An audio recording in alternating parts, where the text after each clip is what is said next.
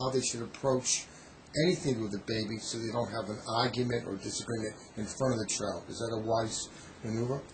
It's important that mother and father or caregivers who are caring for the baby are together in the way they're managing the baby from very beginning throughout. That's not to say they won't disagree sometimes, but those arguments should best be held away from the child.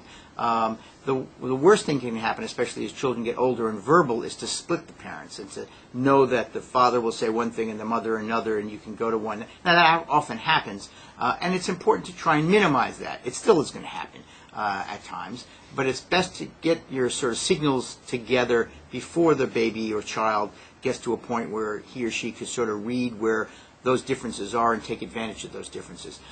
It's hard raising kids.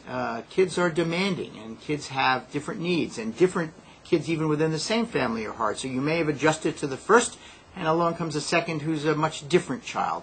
All that takes communication between mother and father clearly so that you recognize those differences and respond appropriately to those differences.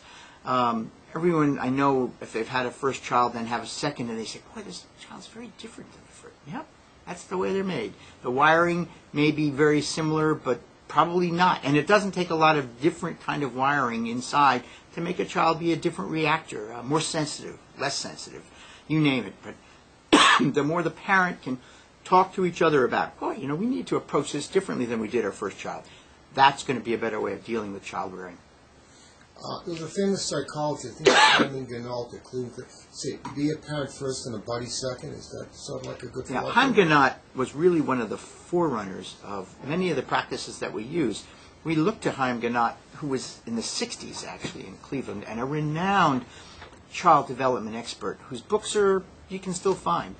And it is very important that parenting is a skill that you learn not from books, so you may get some helpful hints from books, but just by being a parent.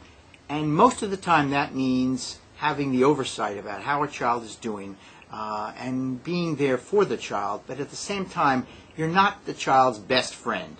You are there to make sure that they develop and grow, develop their own friends.